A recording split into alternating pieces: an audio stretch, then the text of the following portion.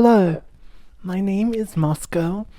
Some people call me EP, some people call me Willow, and some people call me Ligma.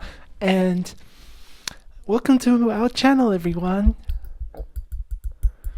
This is the very first episode and the very first video, and thank you for being here on the Dude, Where's My Gender channel. That's the name that I'm giving it for now. And yeah, hope you like it. Thanks for being here, everyone. Anyways, I'm here, and yes, right. Roll credits. First video. My experience using DNA. Basically, a couple days ago, I had my long-awaited appointment at a fertility clinic in my hometown, and it was a strange experience. I guess firstly, you deal with something that's called andrology, which is the opposite of gynecology, which in itself is kind of dysphoric for me. I don't know if that's a thing that's also the case for other trans people, but I didn't enjoy calling up and then being transferred to andrology and like having to go through all of that despite having a referral from my doctor, but the referral itself didn't have anything to do with gender on it. It had to do with starting a medication that could affect fertility. So yeah, I guess it was kind of an odd experience. And then on the day you arrive, and I got lost and I found it, and you fill out some medical information, and the place actually had a like pro LGBTQ plus pamphlet thing, which was nice. And I filled in the forms, and I noticed there was like one question about like, what do you want to happen to your sample if you die? And I was like, wow, I had not thought about that. And I spoke a fair bit about that with one of the nurses, and we actually discussed like how it's kind of not legally binding. You tick a box like, do you want your samples to be thrown away, or do you want like a future partner to be able to like samples so that they could potentially have a child after you die with your DNA? And I was like, that's crazy. And apparently in reality you actually need to like, that's not legally binding. You have to put it in writing in your will, but it gives them a bit of an idea of what to do with it if you're actually dead. And so yeah, I guess that's like basically how I would describe the initial intake experience. And yeah, it was pretty nice. They were all friendly.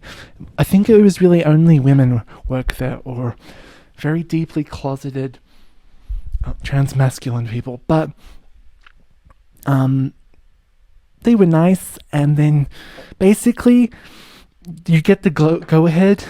You get the glow ahead, and they tell you to walk through this door, and you open the door, and it's a tiny little hallway bit.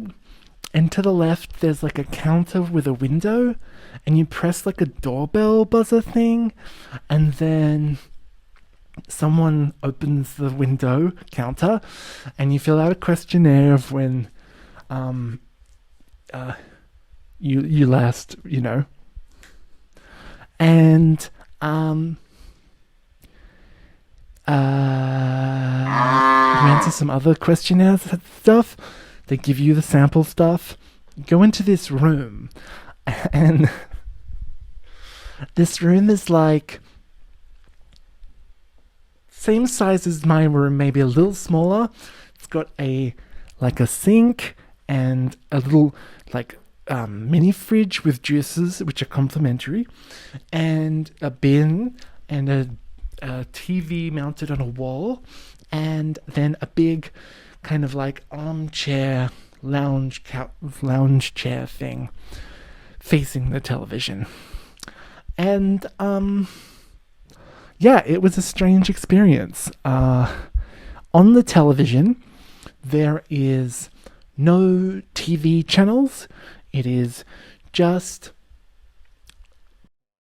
basically my guess is there's probably something like 100, maybe 200 hours of this television segmented into different categories. There was a moment in my mind where I was like, oh no, is trans going to be a category on this television? Because if so, I actually think I will complain.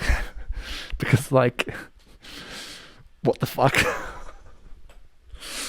But no, it was not, and that was nice.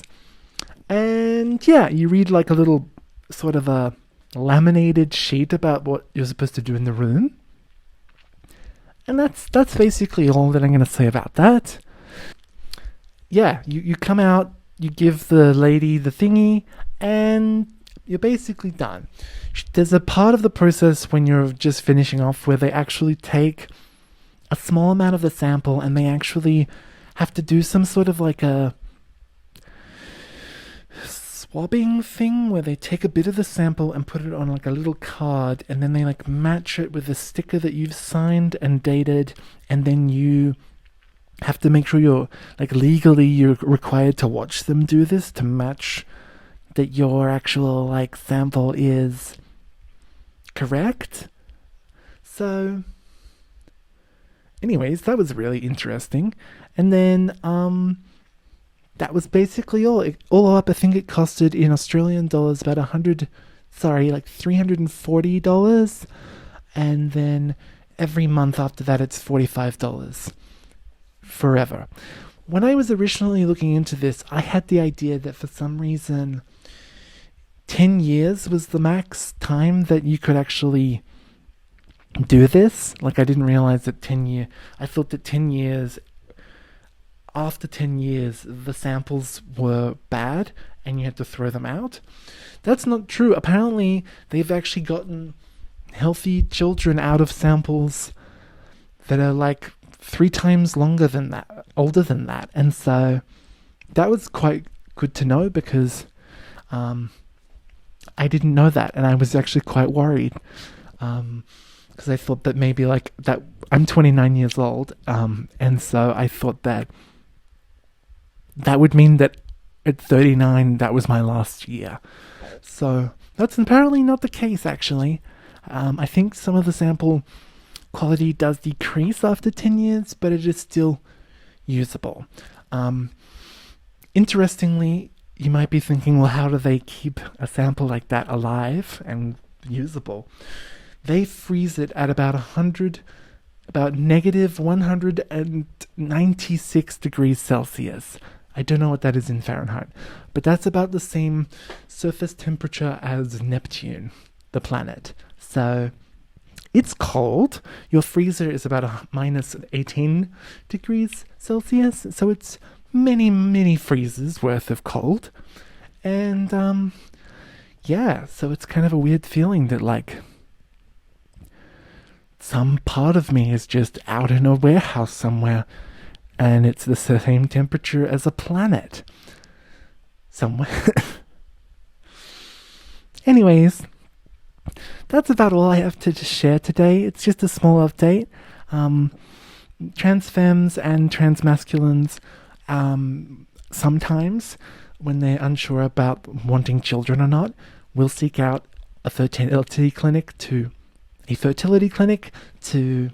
actually preserve gametes of some form and to potentially have children one day. A lot of trans people don't do that. Some do. Some obviously do before having any kind of bottom surgery. But I'm starting HRT soon, and I wanted to do this obviously before starting, because I think medically speaking, if you want to do this fertility preservation before, or rather after you've started HRT, they will make you stop. And I have heard of trans girls being in a position where they actually have to detransition for 6 months or something, specifically so that they can then actually go to a clinic, which I obviously don't want to. I wanted to get this done. So yeah, anyways, thanks so much for watching, guys. I had a lot of fun talking about this with you today. If you've had any experiences like this in your past, please let me know.